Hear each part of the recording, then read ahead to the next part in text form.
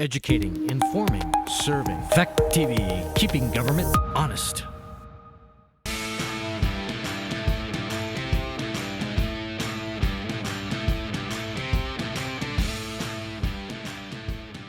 I pledge allegiance to the flag of the United States of America, and to the republic for which for it which it stands, stands, one nation, under God, indivisible, with liberty and justice for all.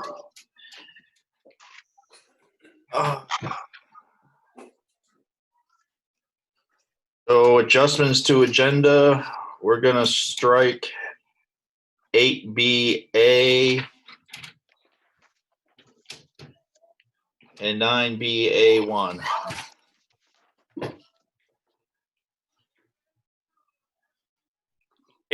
BA and what was the other one? 9A1. Oh, I'm looking at the wrong thing. There you go. Why are we striking those? Per request of the superintendent and other board members who feel that they are not school board mission. George? In regards to the letter, any chance we could discuss it and revise it to something that the school board would be willing to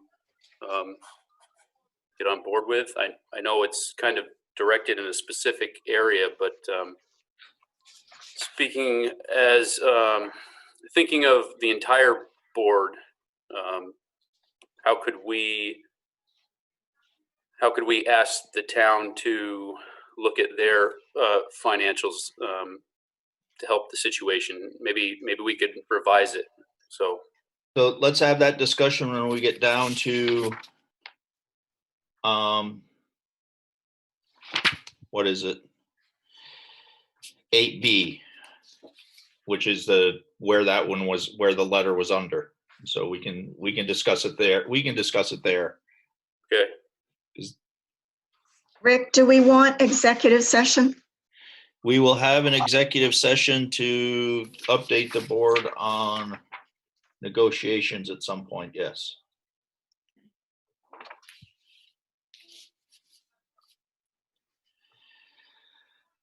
I guess before I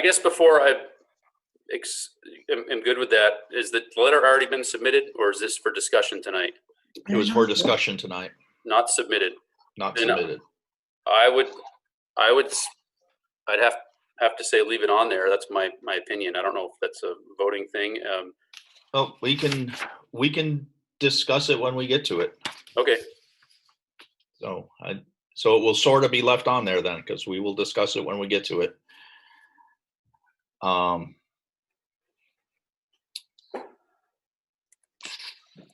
Review and approve board minutes for May 4th, 2020.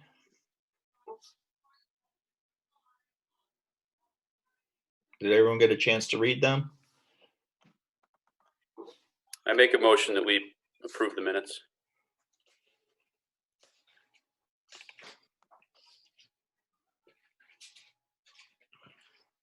All in favor or any discussion? I have a discussion item. On the minutes? Yep. Okay. So we were supposed to talk about the stipends in this meeting. Well, it doesn't actually say this meeting, it just says in a future board meeting, but I don't see them on the agenda other than I don't really see them. So I don't know if that was left off intentionally or because, I'd just like to get some clarification on that. I know you weren't here at the last meeting, so. Okay, well, we can discuss that later, I guess. But as the minutes are written, is there anything in the minutes that's missing or needs to be modified or adjusted?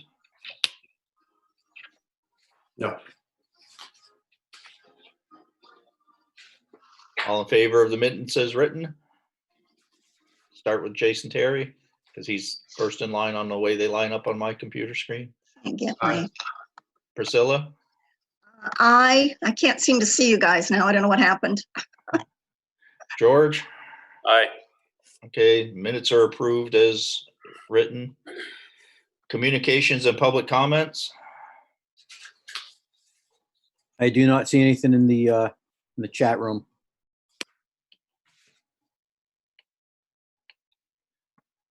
Okay. Policies, do we have anything for policy committee? There it is. Okay. No, I do not. Superintendent, central office staff, district updates. Most of it, I just call up my report. I do have some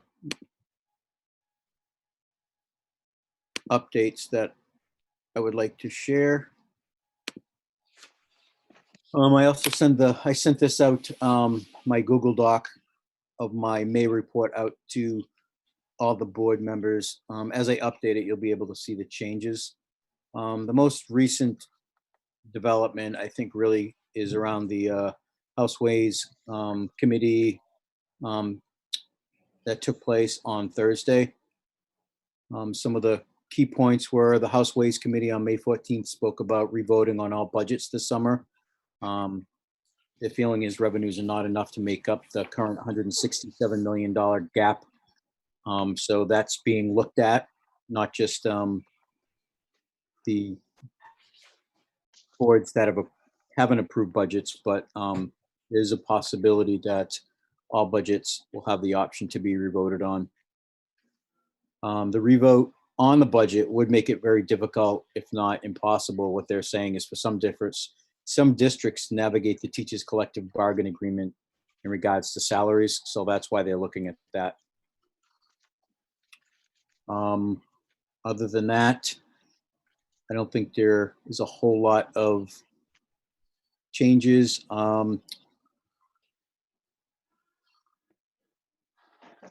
Due to the today you have soft openings going up around Vermont started, so they're anticipating that we could see an increase in the COVID numbers in Vermont with these new openings, but they're going to keep an eye on that.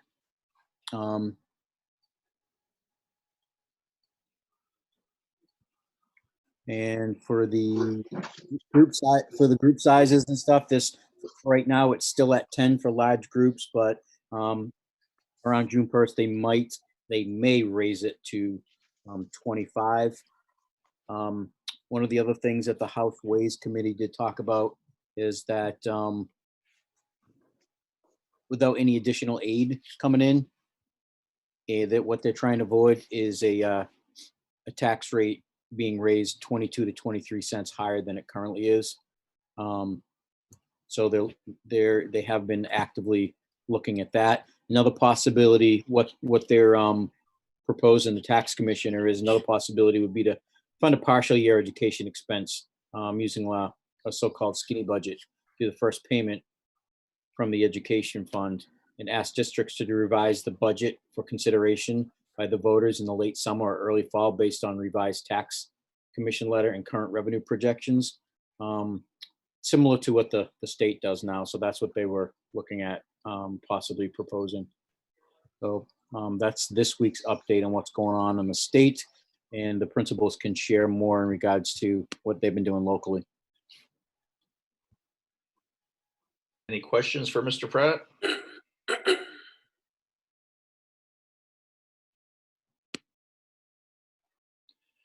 Do we have any principals here? I'm here. I'm here. Well, who would like to start with a report to us first?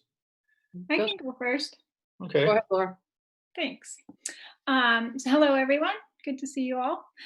Since our last meeting, the elementary principals and I developed some elementary dismissal report cards, given the critical indicators and the work that our essential arts teachers have done. I'll just say that I have thoroughly enjoyed my work with the elementary principals and all the collaboration that we've done since this unfortunate dismissal, but it's been great as far as colleagueship and working together on projects that move us all in the same direction.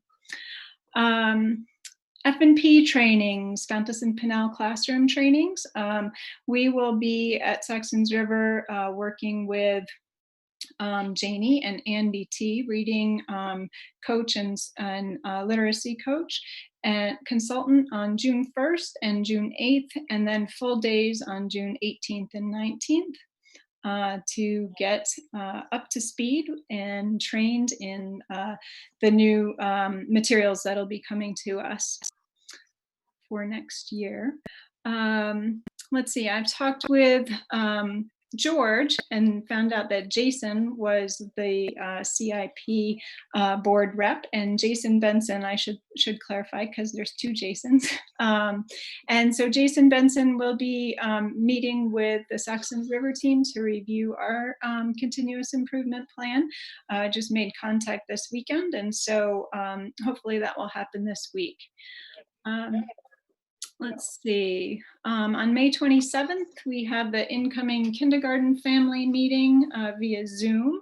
So we have an hour's worth of engaging activities and a Q&A session for incoming kindergarten families.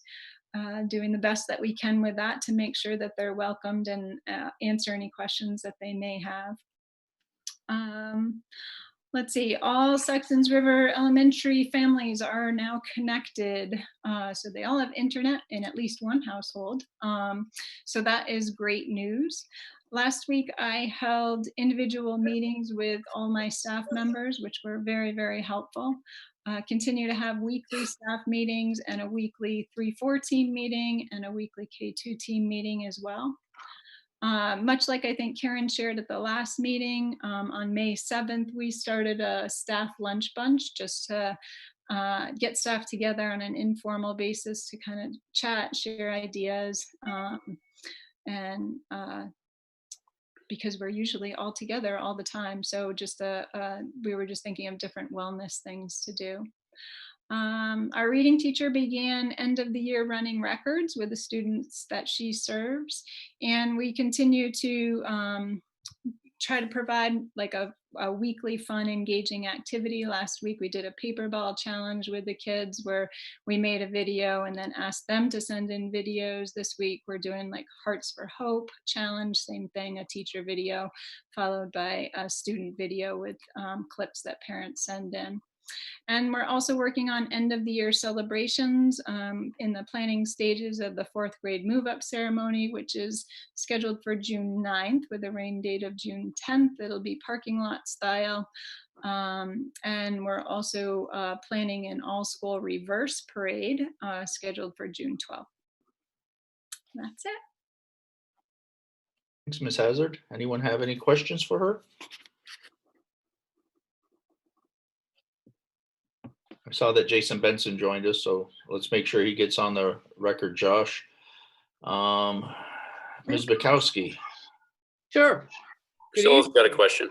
Oh, sorry. I just wanted to say that I'm impressed with all the parades and all the activities that are going on. I'm hoping to get to some of them. Thanks, Priscilla. You're welcome. Good evening. You know, we're having a lot of success with our transition to continuity of learning. It presented some challenges and always will, but it's also provided us with some unanticipated consequences. And, you know, one of those is it's given us the ability to learn more about our students' lives outside of school at our all terrier meeting, which we do by grade level. A week ago, we had a virtual pet parade, you know, where the kids logged in and showed their pet or shared about their pet, you know, strictly optional. That was a lot of fun. And this past week, we had Spirit Week, a virtual Spirit Week, which ended with Purple Pride Day on Friday to coincide with our Friday ATM. You know, our teachers are constantly finding new ways to try and engage and sharing a lot of things. We have our Thursday snack and share, very similar to exactly what Laura talked about, where we go through and troubleshoot a lot of things. I had set up an appointment with Rick for this Thursday to review the Bellows Falls Middle School Continuous Improvement Plan. And As we continue on also, our attendance has improved. We're up to, through Friday, an average daily attendance of 89.4%. And that would encompass all of the days that we've had remote learning so far. Meal distribution, we've had a little bit of a decline in the pickups by about 20 to 30 meals per event. We're not sure why that is. We've had some theories. Is it that the weather's gotten a little better? Is it that some parents are returning to work and it's more difficult for them to pick up meals? We're not really sure, but it's something we are monitoring. And we have plans underway for our moving up ceremony, which will be on Monday, June 15th. We've secured a photographer for that, which we normally don't have, but under the circumstances we felt was important. We're taking care of the certificates and other mementos using a drive-in model, probably at the high school parking lot. And, you know, we're starting to also, we're planning our end of the year celebratory parade. I have a committee working to put that together as well. And in conclusion, we had our first BFMS opening task force meeting this morning. A lot of the discussion focused on the 3 possible scenarios for opening school in the fall, the social, emotional, and academic needs of our students when they do come back. And the more we hear that it's the social, emotional that is really going to have to start out to be at the forefront before we can really dive into the academics. We continue to have a lot more questions and concerns with regard to the opening, you know, but I'm sure that as we continue to meet and as we get more guidance from the AOE, we'll start to get answers. That's it. Questions for Ms. Bukowski? Rick, I just wanted to add a little, elaborate on the task force. I had asked all principals to organize a task force comprised of school administration, nurse, special ed, teacher, counselors, to start looking at the 3 different scenarios that we were given in regards to opening. And those 3 scenarios are a hybrid model, meaning the schools would be open and some students just would not be returning based on their comfort level and their family's comfort level. The second one is as it stands right now. And the third one would be if we were all back in the schools. I think the only one we have a plan for right now is the one that we're currently under. And so that's what the mission was, the task was for each task force at each school, is to start looking and at least generating the questions that we may have that I can relay on to the state and Secretary of Education for all these 3 different scenarios. So I just wanted to elaborate if some of the other principals speak about the task force, that's what they're talking about. Thank you, Chris. Any more questions or response to Ms. Bukowski's report? George? Unmute yourself, George. There we go. Sorry about that. In terms of attendance, so I'm just going by my 7th grader. I think she's supposed to check into each classroom every day. If she was to check into 3 out of 4 classrooms, does that mean it's a 75% attendance for the day? No, they only have to show up one time and log in, et cetera, to be counted present for the day. Gotcha. Thank you. Mm-hmm. Priscilla? Yes, do you have a date for the parade at the end of the year, Karen? Or is that still planned? It's June 16th with a rain date of June 17th. And our moving up is the 15th with a rain date of the 16th. And I'll be talking more about that in, you know, probably at our next board meeting. Well, what happens if you have a rain date on the 15th? Does that mean you move both of them, the 16th and 17th? No, we would do probably both on the 16th then. Okay, thank you. I wouldn't want to take a chance that the 17th would rain. I would say anything at this point would be weather dependent. I would assume that any plans would be carried forth regardless of weather, just at a different date. I would hope nothing would be scratched.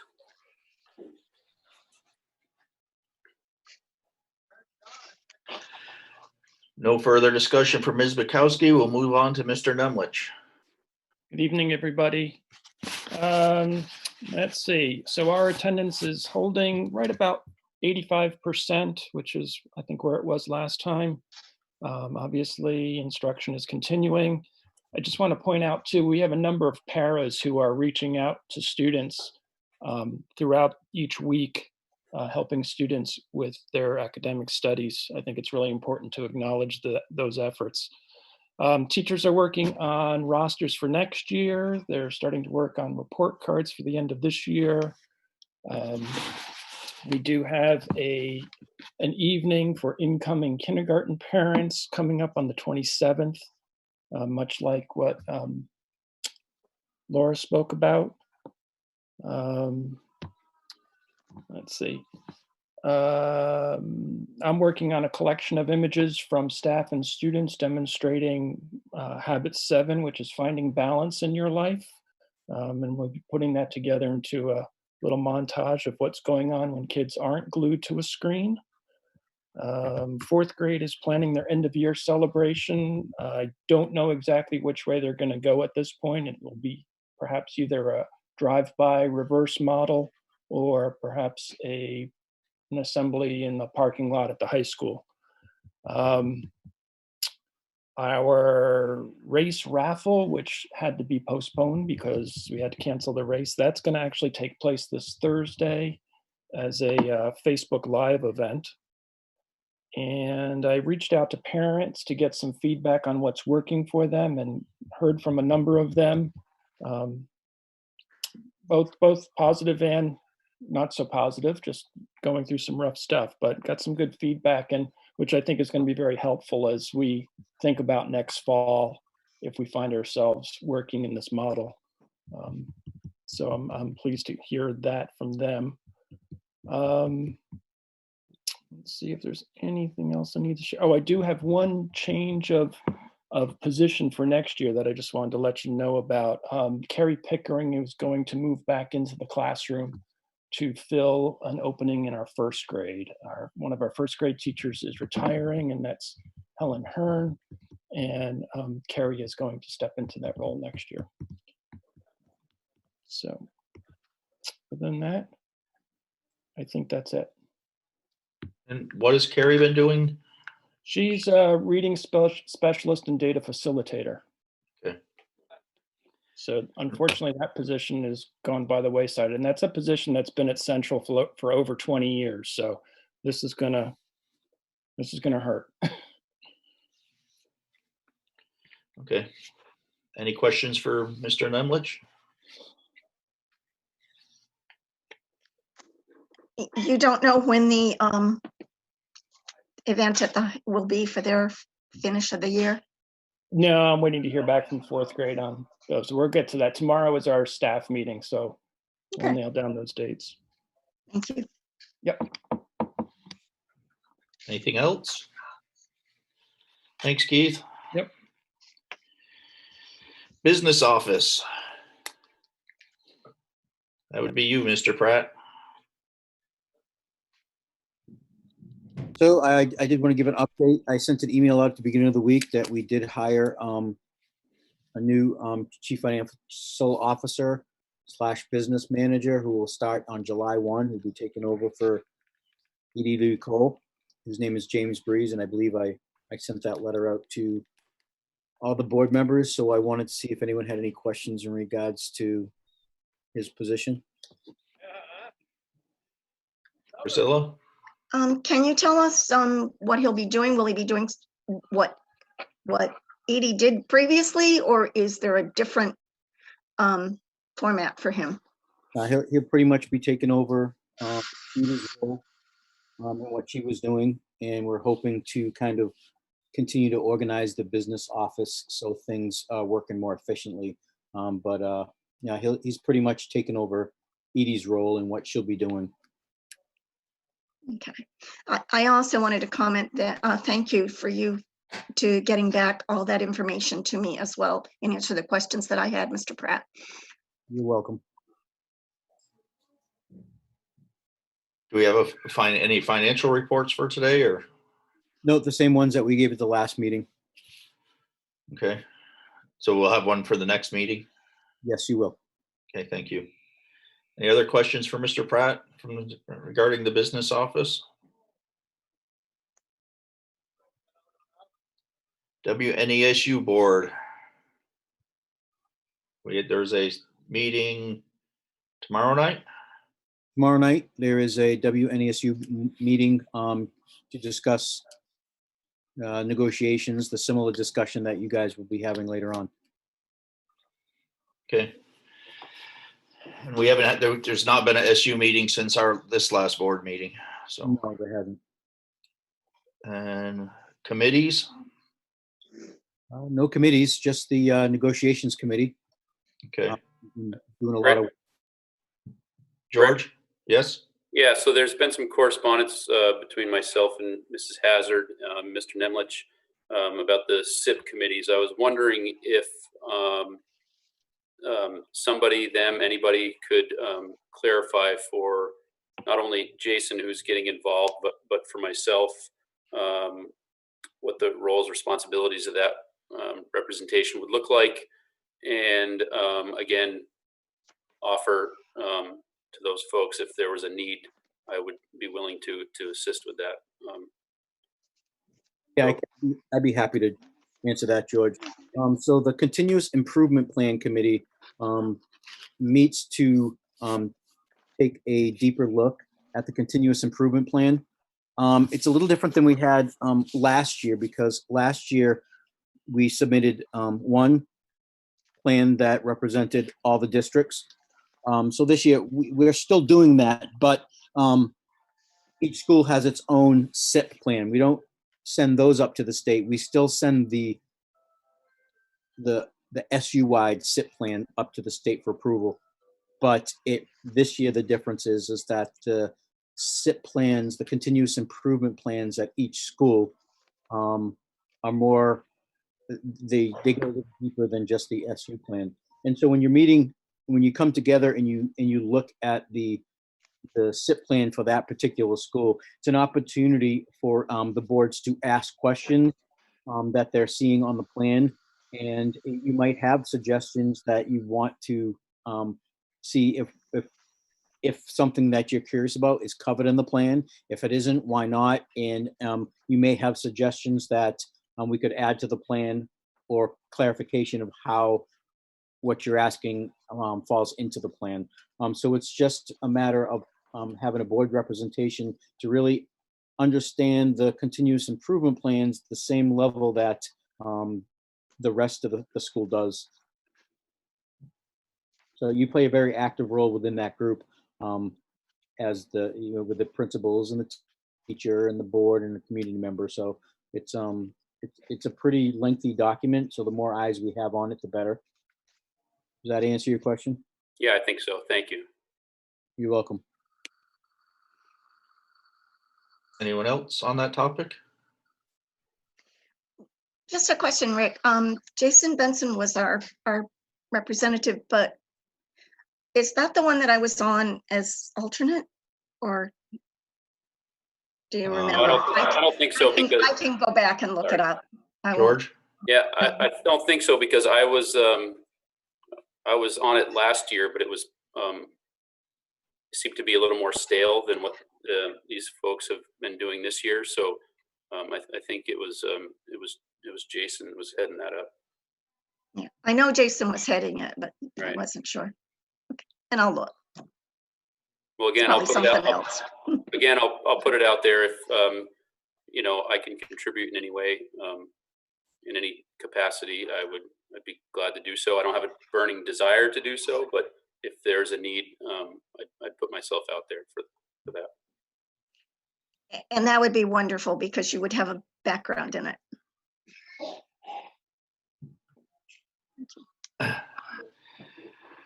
All right. Unfinished business for discussion and action, upcoming considerations for next school year. It sounds like there's still a lot of questions on what's going to happen next year. Is there anything that the board needs to help with, should be advised on? Any plans for it sounds like we're going ahead with plans to reopen in the fall as normal. Is that true? No, not really. I mean, they've Okay. given us, you know, one of the plans that they've given us, Rick. I mean, the state gave us an A, B, and C, like I was discussing earlier, that they want us to come up with plans for every scenario. Right now, we don't even, we're still trying to wait to see what summer learning is going to look like, if we're going to have summer learning, because now they've approved it for private, camps and those things, but not really for public aspect of it. So I think for the board to know is that the administrative team, each school, they're working very hard to come up with a plan. A total of 3 plans really. And right now we're just trying to come up with the questions that we're going to want answered in order to move forward to generate these plans.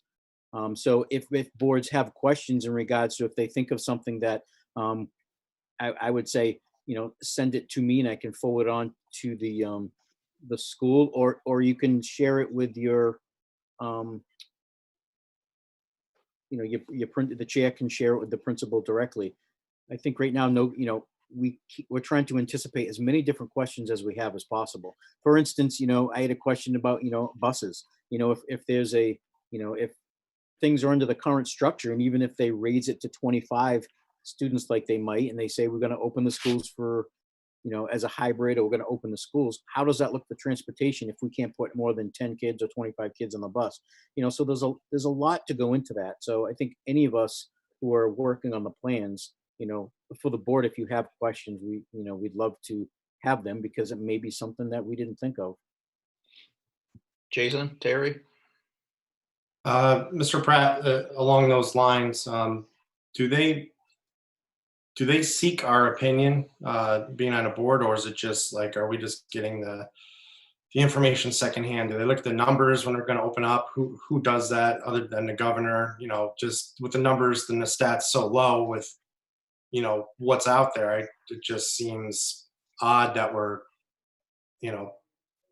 I get the plan part. I think that's good, but it just, I don't know. Personally, I think we need to get moving here with a lot of stuff, and the transportation thing is a good point. And if we're not going to have people on the bus, even if we're fully healthy and we're not going to have people on a bus, so that's something to look at. So I know it's kind of a couple questions there to hit you with, but it's just,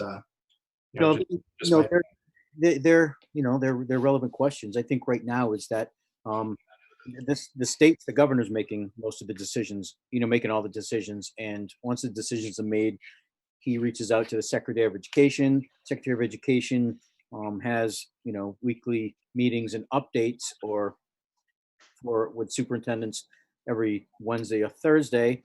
And then on Friday, we get the same information everyone else gets in the news and everything. We don't get anything any sooner. So the other decisions, we don't have a whole lot involved in the decision-making process in regards to when schools, should be open or shouldn't be open, or what the issues that we might experience. I think a lot of times a decision is made, and then we have to plan in response to whatever decision has been made at the state level. I know the VSBA, the Vermont School Board Association, has been holding meetings every once in a while right now related to, the districts that don't have current budgets. But for the most part, Jason, it's just, we get our marching orders when we get them, and we try to do the best we can to put something in place based on our marching orders. So not a whole lot of sway. Yeah, thank you. It's just frustrating from being a parent, and then also being a parent and a taxpayer. And it's just, it's what it is, I guess. Yeah, we don't really, by the time it reaches the local level, Jason, superintendents really don't have much say in what the marching orders look like. Understood. George, saw your hand up.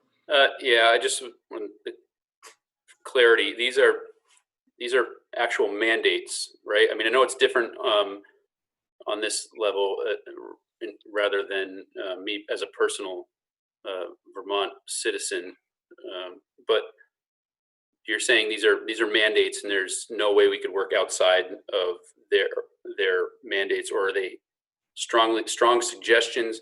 Meaning, is there any wiggle room at all based on, let's say, we or you or administration of this area felt differently than what the state says, how much flexibility do we have to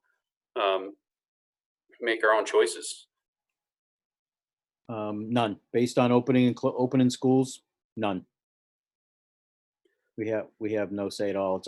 It's all mandated from the governor. I would be highly disappointed if we don't open schools in the fall based on what we're looking at for numbers right now, just for the record. It's The not only- anything to you, it's leadership of the state, but I would be highly disappointed if that's what happens. The only leeway we're gonna have is if, say, is a hybrid approach. If they say open schools and we don't have a lot of kids who feel safe coming back, then we have I guess we don't have leeway, then we have to offer that. So, but yeah, that's, exactly what you're talking about, George. Exactly. It's mandated from the governor, and superintendents don't have a say in whether or not their schools open or close at this point. I see Priscilla's got her hand up, but just to close my point,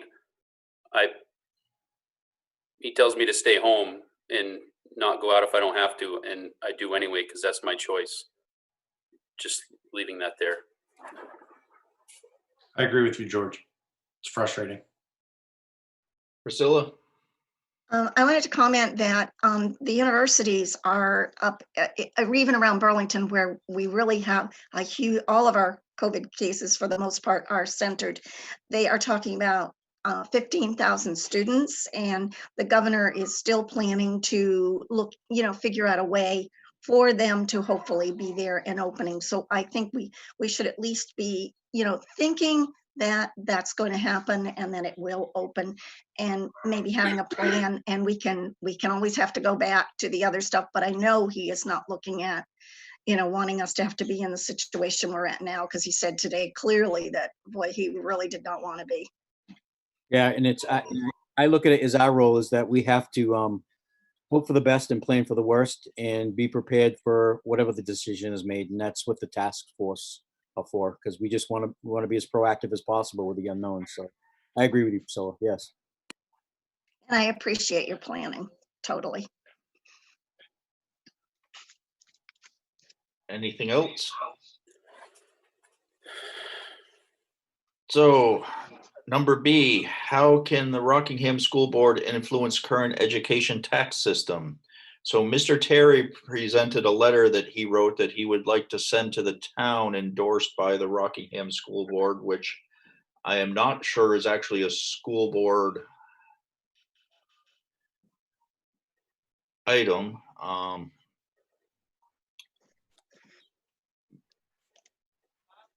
But I'm willing to listen to a little bit of discussion on it. I believe all the board members have had a chance to read it. George, Priscilla, Jason, Benson. Yeah, I'll make a comment to start with if nobody else is ready to go. I like the idea that we're, Jason especially, is interacting with the town. I don't know that it's really part of our scope as a board to be looking at how they should be saving money or making cuts or helping disperse the tax burden. I guess me personally, I would like to know. So the big burden here is first thing is, what is the town losing for grants and income from the state? So education is getting hit hard, right? I mean, that's the bottom line. That's where the big hit's coming from. I would like to see not just the education system in this town have to make sacrifices. So anything coming from the Rockingham board to the town, I guess it would have to be kind of along those lines. What would the town be looking to do to help alleviate the education burden. I don't know that the specifics of this letter down in the last two paragraphs really drive it home for me. I think they're good stuff. I just don't know that it's something the board should be bringing to the town, and be more of an individual basis, I would think. Just because it's outside the scope of what we're doing. Priscilla, you have your hand up. Yeah, it's definitely outside our scope. I do like the fact that Jason has gone to some of the meetings, and I think that's great as a taxpayer. I applaud him in all of his efforts. And as a community member, I hope that he continues to go and addresses some of those issues that he feels that the select board can address. I feel that it is not up to us to be telling the select board anything that they should be doing. That is up to them. As an individual and as a taxpayer, I can go and talk to them and make suggestions and do that. But as a board, it's not something that I feel we should be doing. George, let me give Jason Benson a chance to speak. Jason Benson, do you have anything? Yeah, I think it's great to open up a dialogue with the Town of Rockingham board, but as everybody has discussed here, it's not our duty to specifically tell them where they need to be putting the budget, and it might not be in our best interest to do that sort of direction. But opening up a dialogue and a discussion with the town board is certainly in our best interest. So to sum it up, don't tell them where to get the money, but do work with them and see if they have input as to what some of their sacrifices are going to be, because we're certainly going to have to make some. And that's about it. George, I'd like to give Jason Terry, since it was his letter, just chance to speak if he wants to before you get to go again. Sure thing. Can I just make one quick comment before he does? Is that I don't think the town would take this as being offensive or anything of the sort. I think it's a very respectably written piece, and go ahead, Jason. I'm sorry. No, whatever. So when I joined the board, you look at things as running a business, and Mr. Pratt said this is like running a business on the board. It's like running a business, but it's also not like running a business, because it's just not. There's a lot of opinions, and that's fine. I respect everyone's opinion. But as I noted when I first ran and was elected, if you want to increase sales, you got to have more money, and otherwise you got to cut expenses. So one way to do it is to increase your revenue from the taxpayers who are not paying their fair share. This town has 44% rental. Of that, 65% is rentals, which has an impact usage.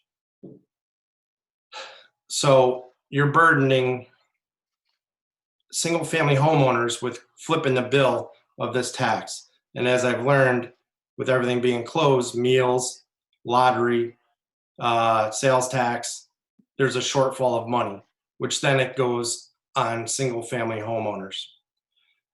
So that's a lot of money to burden, and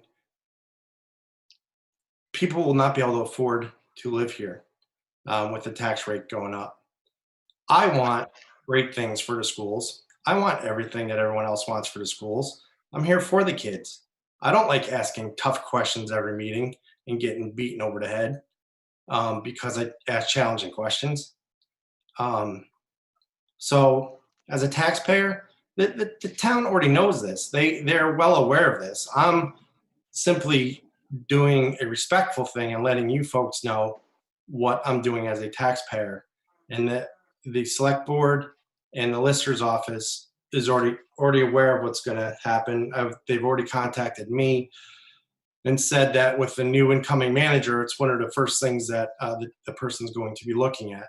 And so it's challenging. It's a challenging thing to be on a school board. We have in our some of our bullet points and action steps is to be involved with the community. So I envision a system of people working together, us with the high school and with the town, to better the community for the kids. Not personal.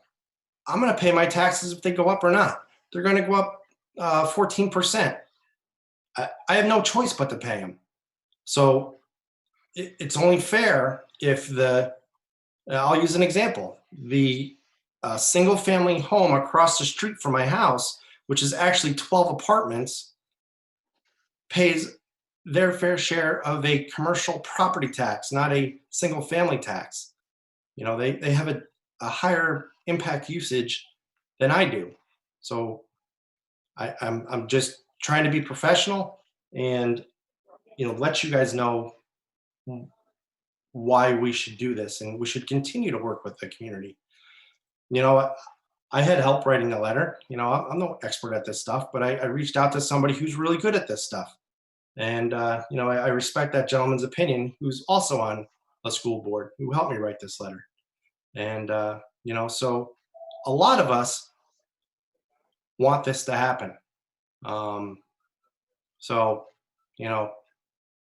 I'm just doing the right thing, I thought, by letting you folks know what my intentions were. I'm going to be very transparent in what I'm going to do.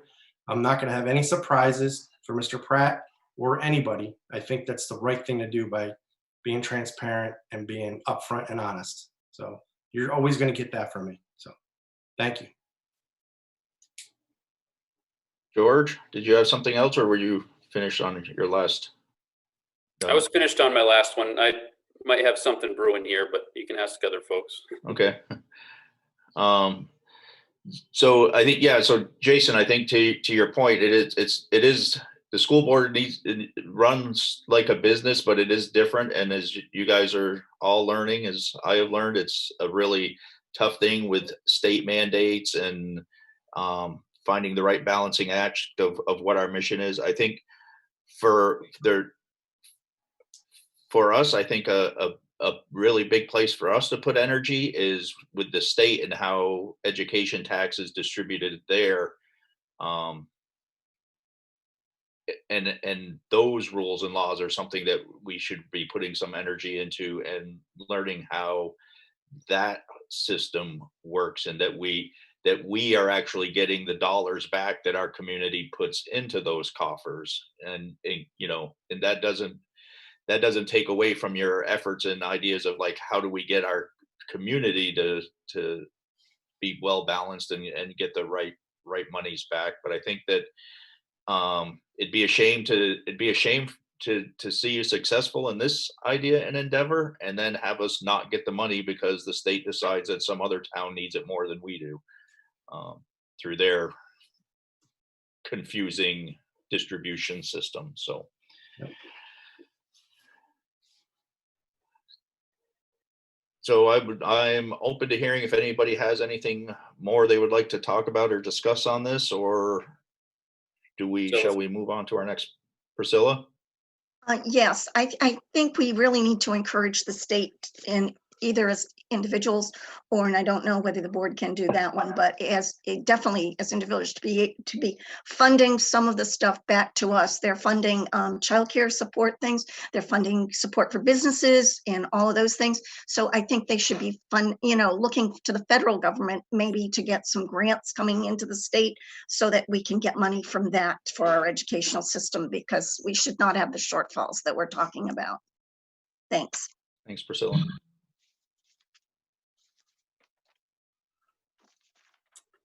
George? Yeah, I'm going to start by saying I don't have a problem with what's written here. All right.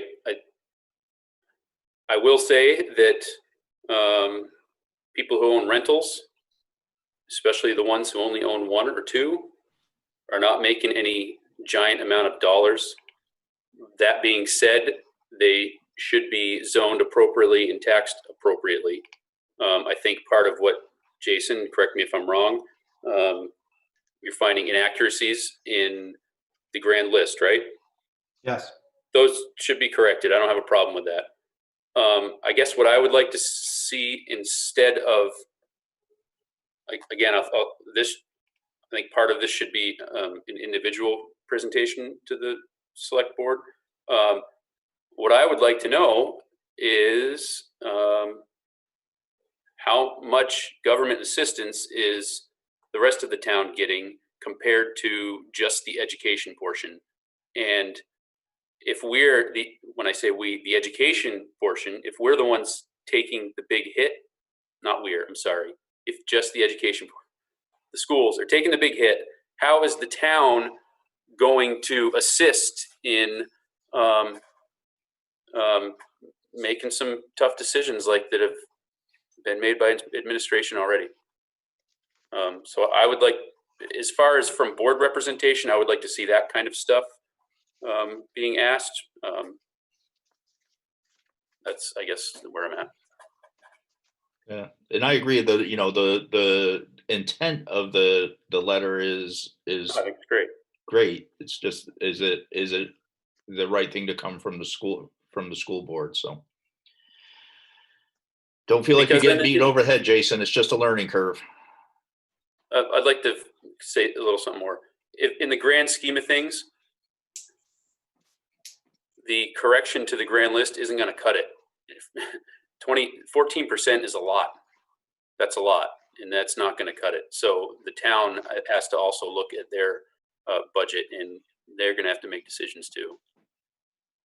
Yeah, I think they are. I think what's really happening, everyone, it's with everything being closed the way it is, and every day it's more and more dollars on the back end that we're all going to have to pay.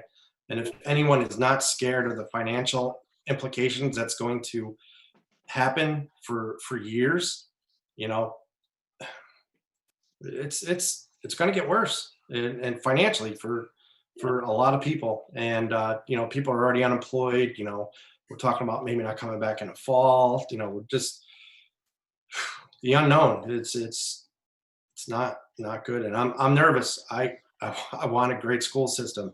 I want to pay the teachers, you know, what they're worth. I want, you know, it's just frustrating.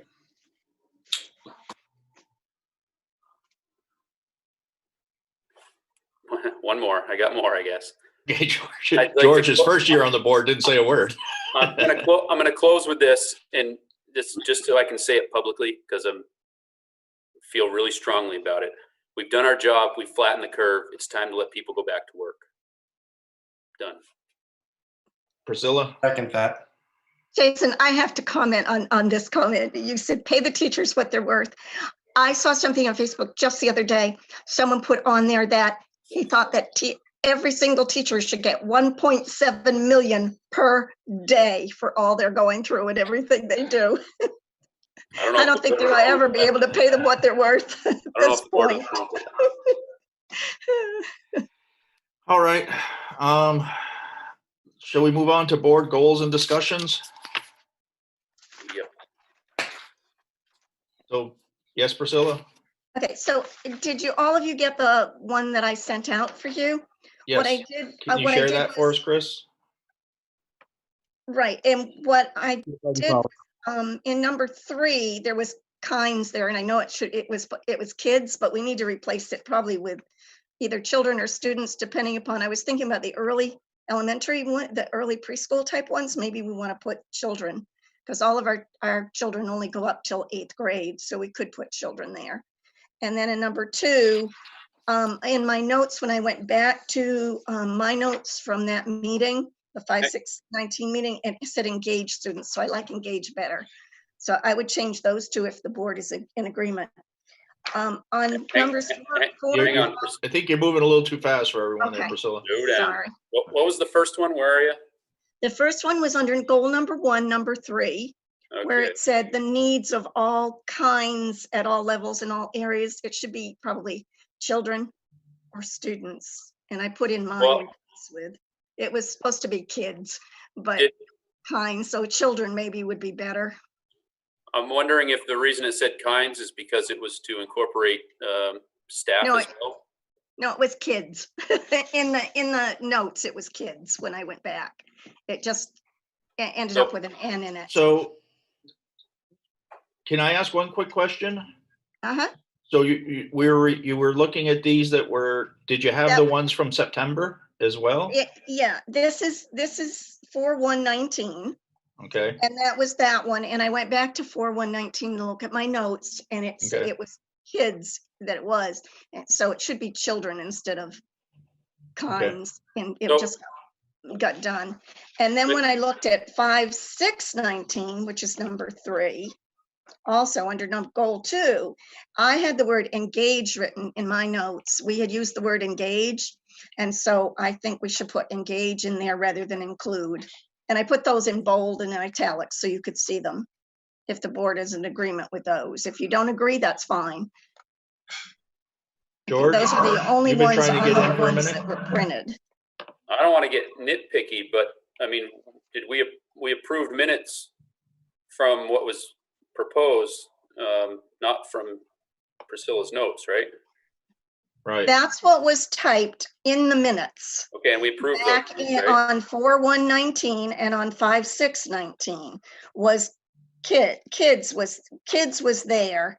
My point is, I don't have a problem changing it, but We have to vote on it. We would have to approve it. Yes. yeah, I don't have a big problem. My point is that we, at the time, approved the minutes for that meeting, so those would take precedence over what you had written down or whatnot. Right. That's why I said, myself. that's why I left it there and put it in parentheses so you can look at it to decide if you want to do that or don't want to do that. Okay, Because it's a board decision. It's not my decision. It's a board decision. Okay. But the original,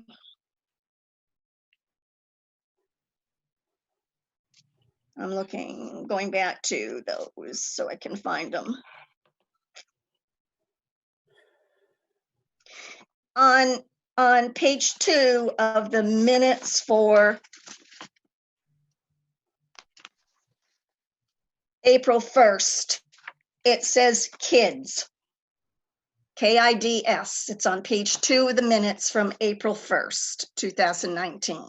So when Jason typed this up to put it on to share it with you later, as he said, it's taken from the board minutes of 4/1/19. It just got typed incorrectly and changed to kinds. Because in the minutes on 4/1/2019, it is kids, KIDS. I kind of would prefer not to have kids in there, so I thought if you would agree to change it to children, it might be better. But Okay. that's up to you to decide. I don't really have a problem with that. I think we're getting caught in the weeds here. Has Yeah. everybody Oh, on those two, yes. has everybody looked over them? I mean, is there anybody have Okay. anything to add or anything to change like that?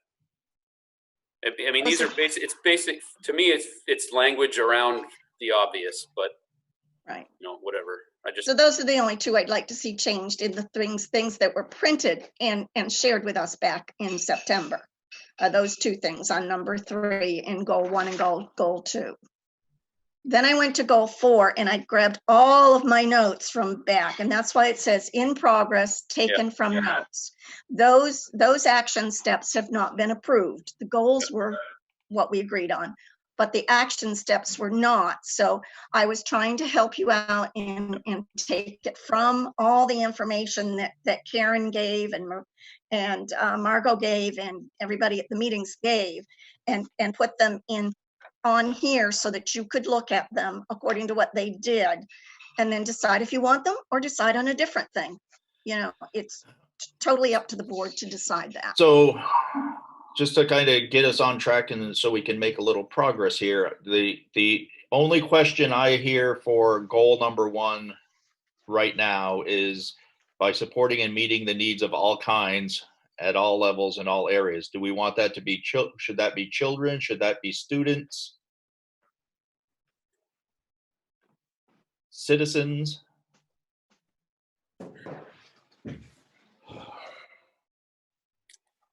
I mean, do we want to, well, teachers is already mentioned in number 2. I'm fine with students. I don't, like I said, it's kind of in the weeds here. Yeah. It should be just an easy, we'll just call it students. Is there anything else in goal 1 that anyone feels that we need to change in any way? Going once, going twice, other than that? Goal 2, improve community input engagement. By using technology to increase the knowledge of and the participation in school board. Did you have any? So the only change you had, Priscilla, was in number 3? Number 3, we originally had said engage, but I think it did get typed the way it's there, so it's up to you, to decide if you want. I'll pull it up. Let me see, it was, which one was it? 5, 6, yeah, 5, 6.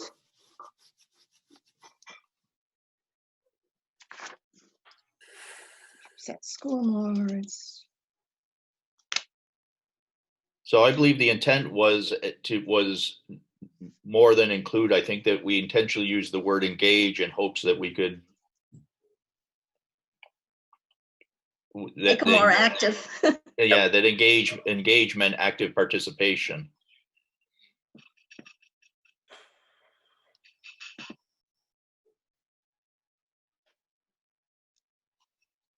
So is there a question being asked right now?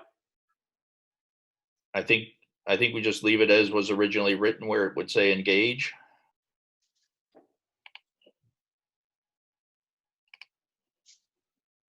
Jason's got his hand up. Jason? I just had a question about these goals. You guys started these back in September last year. Oh, no, we started them back in April last year. Okay. Can we just approve these and move forward, or not approve them? I didn't get it till late, but when I'm usually writing a goal, you got to make it sure it's specific, measurable, attainable, realistic, and trackable. And how are we going to track any of these goals? I mean, Well, that's what we're trying to. That's the whole idea, is to try to make it into that document. Is how to. We struggled a lot with all the things that you just mentioned there. Yeah, when they started working on this, we went over, SMART goals, and they do need to be measurable. So, that's what they're trying to break down now.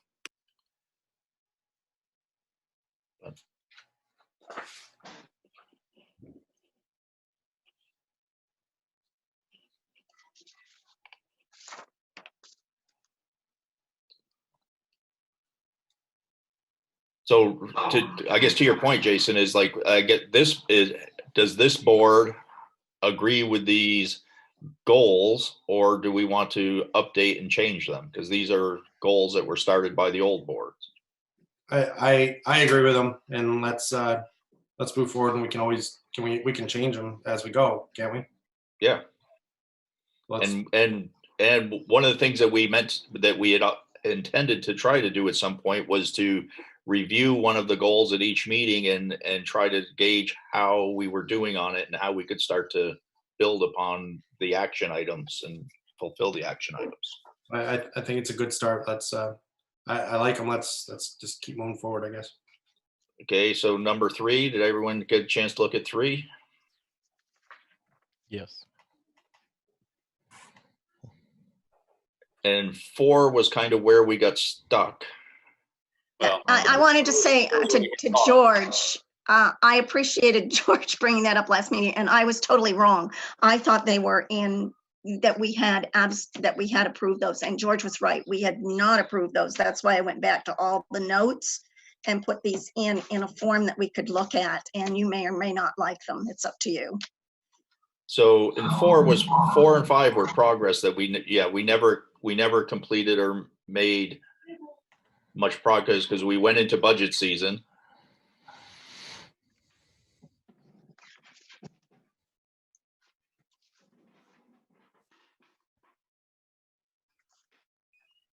I had a three or 4 page document that I pulled the stuff from where we had discussed them and went and pulled out what Margot said and what Karen said and what George said and I said and you said, Rick, and tried to make them as close to what we were saying as possible.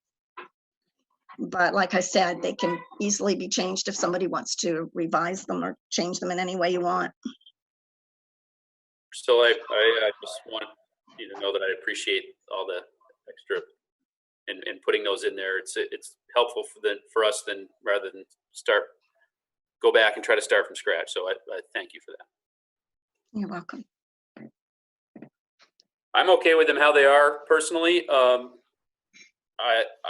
like the idea of going back and touching them on an individual basis and, you know, to keep them actually current. And like Jason said, we can make changes as we go if it's deemed appropriate and we feel it's necessary. So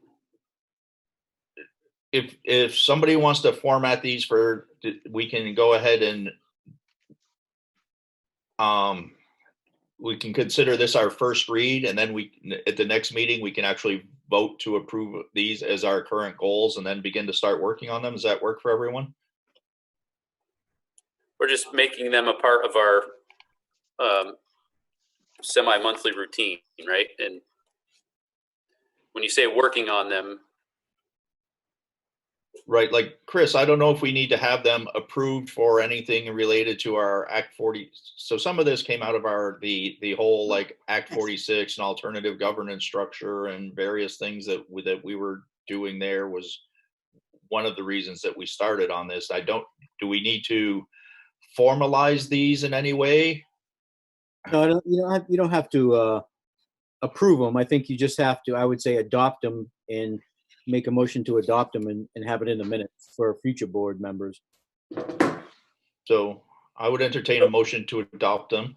real quick before that, I kind of feel like these are more of like a charter that should just be brought to the surface, you know, little by little not little by little, but in small pieces over time. I mean, when you say take action on them, I mean, every week are we going to have, you know, some sort of, I don't know, to-do list based on these goals? Or I think just reviewing them and kind of asking ourselves the question is, are we doing what we said we were going to do? Because otherwise we shouldn't even just waste any time with this document at all. Kind of was my point. All right, well, I'm good. Are you entertaining a motion? Is that what you said? To adopt, yeah, I would entertain a motion to adopt them as presented with the corrections noted. I'll make that motion to adopt these goals as written with corrections noted. Any further discussion? Jason Terry, just because you're first in line on my list. I have nothing. Priscilla? Yes. Jason Benson? Yes. George? Yes. Okay, we have our goals set. So for clarity on future agendas, it may just show one portion of these goals as a touch point rather than a. I'm trying to understand, I guess, because when I first started, these goals were a thing, and you know, we kind of pushed them off, and I just want to understand how we're going to be utilizing these. So I think that should be a discussion we have at our next meeting. All right. Now that we have them, how are we going to utilize them? How are we going to use them? I think that having them on the agenda the way that they are with the higher level goals there, for now but Chris, can you make sure that we have an agenda item to, now that we've adopted the goals, how do we make use of them? And I don't want to spend a whole lot of time on that part of it because again, I feel like it's in the weeds, but if they're there, how are they gonna? How are we gonna get utilization out of them to effectively help us? I don't know if there's even a way, but Well, I think what you focus on, if you want to keep them on the surface so they're just not being buried in minutes, is that you know at the next meeting maybe you take goal 1 and say, okay, how are we going to measure this? Because you have them down, you have the action steps down there, but you gotta find out how you're going to measure this, and that way at the end of the year you have a tool to say, okay, did hypotheses, did we prove it? That's pretty much what you're looking at. If Yeah. nothing else, COVID-19 brought us Priscilla's got her hand up. technology to increase knowledge of and participation in our board meetings with the community. Certainly has. Priscilla had her hand up prior to that. Priscilla? Rick, I think they also are important for the SIP team because the SIP team looks at those in keeping with what its ones are. So I think that's another reason why we needed them, so that it went along with their goals and what they're doing. Okay. You align very well so far. All right. Moving right along, new business for discussion and action. I want to formally thank Chris and Lynn for foregoing their pay raises for this year. That's a very generous offer on their part. B, follow up on the enrollment statistics and plans for optimal teacher to student ratios.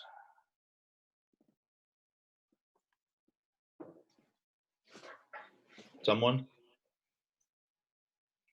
I mean, I didn't put that on the agenda, but I can say that, you know, this has been a big problem. You know, we all know that statewide student enrollment continues to drop. If you look at any of the data that the state has pushed out there, you know, Rebecca Holcomb, Secretary Holcomb, put up a lot of information on the growing gap between teacher ratios and students in Vermont, and it's a statewide problem. And over the years, we've all been part of discussions in regards to how we're going to deal with that. You know, so I think the enrollment's going to continue to decline, but I know that for Wyndham Northeast, it's been pretty level. It hasn't really decreased much over the past 10 years. For this SU, and a lot of SUs, you're not seeing that. So I think it's something that, you know, everyone always continues to look at. I know for administration and myself, it's always on the back burner in regards to, you know, anticipating if enrollment continues to drop, what is that going to look like without jeopardizing the quality of education that we're giving students. But as classrooms get smaller, schools get smaller, I mean, those are discussions that every school board is talking about. You know, there are a lot of school boards out there who had to make the difficult decision to, you know, to close schools or consolidate schools because of the low numbers. So, you know, I'm not sure why it's on the agenda, but it is something that we need to keep an eye on in regards to moving forward. And if enrollment, if we see a large decline in enrollment, what is that going to look like for Wyndham Northeast? I know that's something that's always on the back burner, and we're always at the focus of my administration's conversations. Jason, do you have any follow-up? You had asked for a bunch of information on this, and Yeah. I know you have some interest. So, you know, if we can define better what it is that what you would like to see come out of this, So other than we're looking at it. Thank you, Rick. Mr. Pratt, thank you for getting me those, all of us, that information. So what I did is I took your information and I sent it back to you. I think you received that. I put it in a spreadsheet for everyone to see instead of sifting through the 16 years of data you gave me. So basically, we're about 100 students less on average over the 10 years, and out of all of including the high school. And then if you look at Leland and Gray and that area and Brattleboro, you know, that just that part of the state, you know, we're several hundred students less. So, you know, my feeling and my gut, tells me that, we're being taxed quite a bit, and weather, tax and weather, and that's my gut says that's why people move away. And so I think as you're preparing for, as you said earlier, plan for the, hope for the best, plan for the worst. I think that's something you got to look at with the student to teacher ratio and further negotiations. If the population continues to go down and you still have the same teachers that you had 10 years ago, what are we going to do? So we got a tough job ahead of us. All of us do. I think it can be done. We got to be willing to do the work and make tough decisions and be able to say no. So I don't know. I don't have the answers, but the data shows people are leaving, and it is what it is.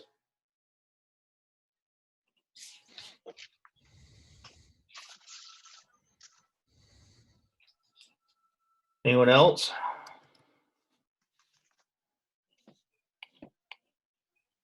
Yeah, this is Jason Benson. I don't have video tonight, but no, I think we need to adapt to the times and take a very thorough look, like Jason Terry has said, and see how our numbers are looking and see how our ratios are looking. Because if we're having overstaffed schools and under attendance, then we really need to seriously step back and say, is this where we want to be? And could we make it better for what we have, utilizing our resources in a different manner than we have been? But no, the opportunities in this area are not here what they used to be. A lot of industry is closed. A lot of people are leaving the communities. And we have to really think about that it's our duty as the board to make sure that everything is accounted for. That's about it. Thanks, Jason. George? Kind of goes in line, and it's something that just needs to be said in regards to student to teacher ratio. If we were just able to riff that many paras, what was the number, 36, 34, somewhere in that neighborhood? 36. And I know this has been ongoing for years prior to probably just about all of the upper administrators here. But if we're able to do that and still supposedly meet the IEP requirements, then that shows some serious reckless hiring over the years,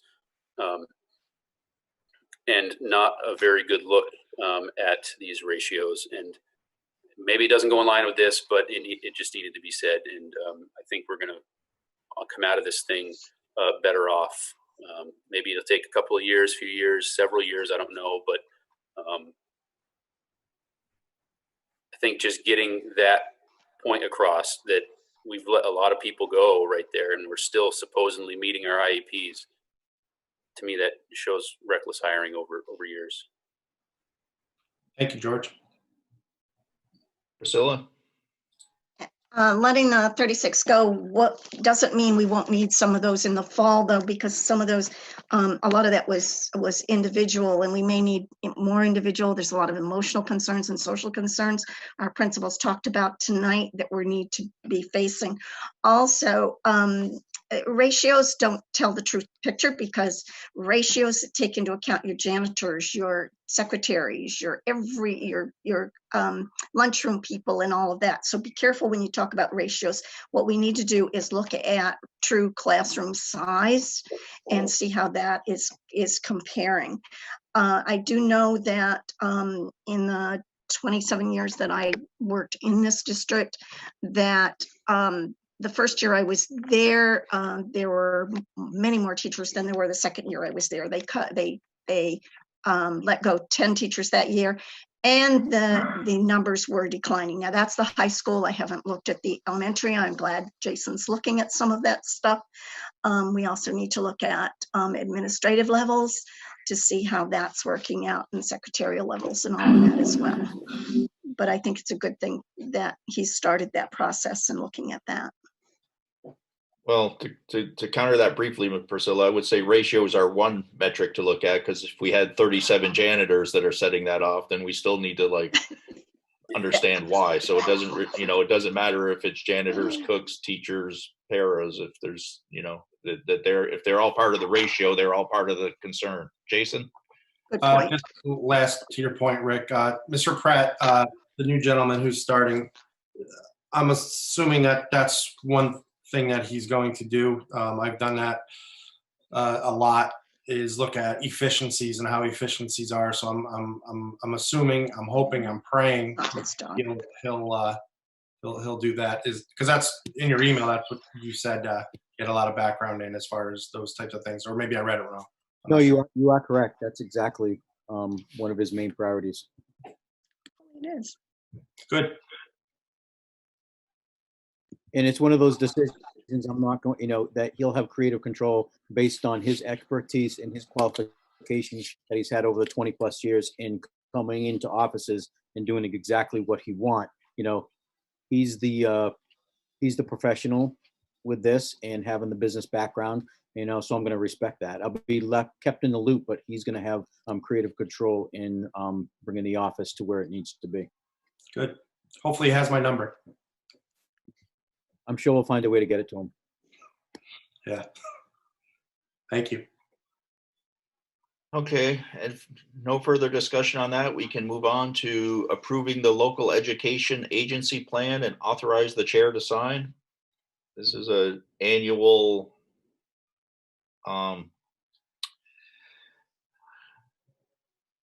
just event that we do every year. Does everyone know what the LEAP is? And if not, can Mr. Pratt explain it?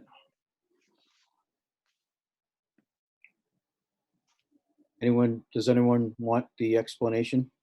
I would. Okay, so Priscilla, you're familiar with this as well, aren't you? I missed what Rick said. The LEAP? Oh, the LEAP. Okay. Yes. In special education in regards to Right. the funds that we get, and we're pretty much saying this is how we're going to use them. We have to, we just can't use them any way we want. And so this is just pretty much agreeing to the terms of taking the special ed funds that we use every year. So, we're not going to use them outside of the realm of what is in the LEAP and what we're using it for. So we're approving the chair to. Usually, I know in the past what happened is that the SU chair usually approves it, but I wanted to be all the boards to be on the same page in regards to this is what it is, because I think we're the board. One of the things the boards have is is the money, and I think grants are part of that. The federal funds are part of that. So I just wanted boards to be aware and be part of the process of each level approving. Yes, we give the chair authority to tell the SU chair to go ahead and sign it.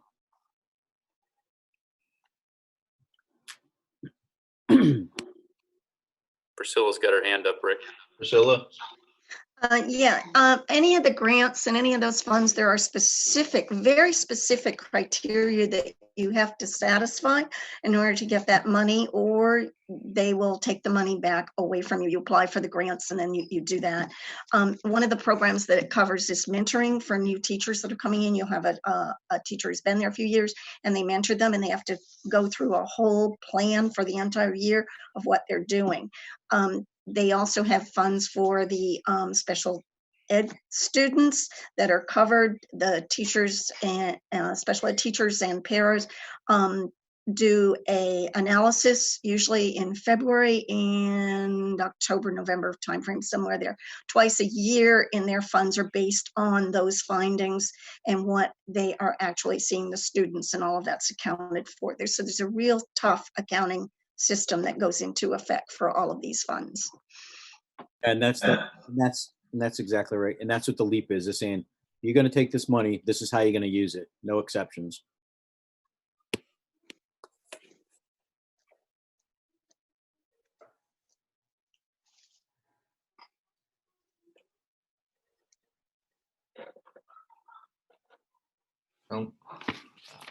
I will entertain a motion to approve for the chair to sign the LEAP agreement if the board is so desires. So moved. Any further discussion? Mr. Terry, Yes. Ms. Lambert, Yes. Mr. Smith, Yes. Mr. Benson? Yes. Okay, thank you very much. Appointments. I don't believe we have any appointments. Director's comments. Mr. Terry? Are we still going into an executive session? Is that later? Or? Yeah, it's just an informational. There won't be any action coming out, so Okay. I was going to do that at the end. So my comments are that, again, not to beat a dead horse, but I am here for the kids. For any staff member or board member to think that I'm not here for the kids, I encourage you to either call me or email me directly. If there's comments, I prefer to talk it out like an adult. You are always going to get my honesty, and please do not confuse my passion with aggression. I do respect each and every one of you. I do respect you as people, as adults, as parents, as colleagues. My best memories growing up were of the teachers that I got to know, and all the friendships that you made. So I've coached thousands of kids over several decades, been involved with the community for decades. So I think as you folks get to know me, you will understand who I truly am. Somebody's going to give 100%, not know how to not give 100%, and not know how to care. So going forward, I encourage you all to just, if there's something I say, most of the time it's, sarcastic humor. So it means nothing other than that. So I can work on that. But I also would like you folks to work on, picking up the phone and calling me if you have a question. So trying to do the best for my family, for the kids in this town, and for our community. So thank you. Thanks, Jason. Priscilla? That's a tough act to follow, Jason. Thank you. Thank you for your comments. Yes, I feel that it's absolutely paramount, so important for all the administration, the teachers, the paras, every person in that staff that works in the schools and on the boards to work at the best we can to make the best school that we possibly can. And especially in this emotional time, because there's going to be a lot of trials for us to face and a lot for us to do. Encouraging the state to fund our education and do all of that, getting the federal government to do some more grants for our state and that so that we can manage. Thank you. Thanks, Priscilla. George? Yeah. I just want to say that I really like the people of this board. I think there's a lot of different personalities with a lot of different angles, a lot of different point of views, and I think that diversity is kind of what it's all about, and I really like that. It's going to come out like a question for admin, but I'm not looking for an answer. How is administration going to know how? Sorry, I can't read my notes. How effective paras are for kids on IEPs, meaning how are you going to measure that? Again, I don't need it to be answered right now, but there's got to be some way to know how effective the ones that are still, the ones that are here now currently and are working with our kids, trying to remotely, how is that being measured for their effectiveness? And for Mr. Pratt, and I guess this is more in regards to any type of, it's kind of outside Rockingham, but I'm going to say it anyway. I'm still hopeful for some form of graduation, and we could be a leader and make something happen and do it right and do it effectively and doing it safe. Not the scope of this board, I understand. Closing with that. Thank you all. Thanks, George. Jason Benson? Yes, just on the SIP team committee, I look forward to moving things in a positive direction. At some point this week, I'll be meeting with Laura. And I do appreciate George's input on this as well, because it's somewhat new territory to me, but I think we'll work together and work it out pretty well. That's about it. Thanks, Jason. And, I'd just like to comment, especially to all the newer board members, which is most everyone, that being on the school board is like probably the hardest thing I've ever done in my life. As far as trying to find like the right balance, what I think Jason Terry made some comment a while ago about the longevity of seeing the effects of what you do here. And I found it took me a few years to just figure out how everything functioned and operated to a point where I felt I could even contribute. And the longer you do it, for me at least, it seems the harder it gets. But I appreciate everyone's input. Anyone who joins the school board, in my opinion, is doing it for all the right reasons. And so I thank you all for being here. Do we have any agenda items for our next board meeting?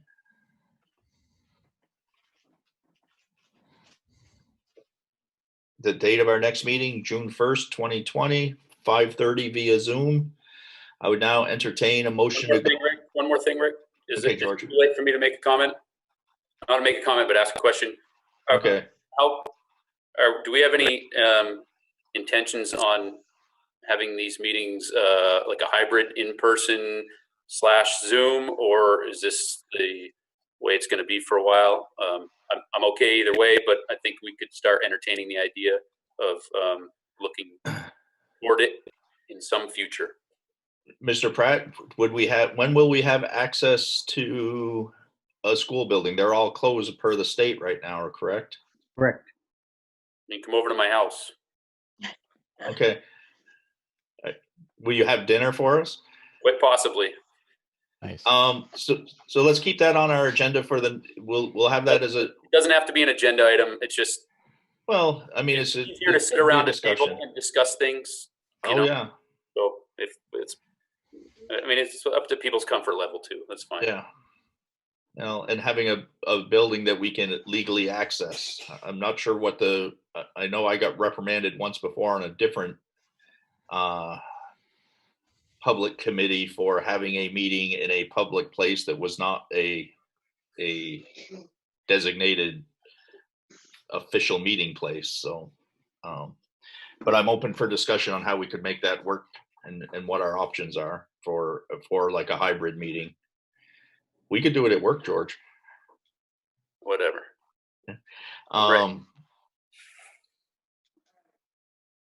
Okay, so our next meeting will be June 1st, 2020 via Zoom at this point. So I'd entertain a motion to go into executive session to discuss a contractual matter which prior notice could cause either party harm. I'll make that motion. Do I have to say all that? No, I just said it for you. All in favor? Priscilla? Yes. Jason Terry? Yes. Jason Benson? Yes. Yeah. Mr. Pratt, would you like to stay with us? Sure. Can you put us into executive session? Yep. Just give me a minute to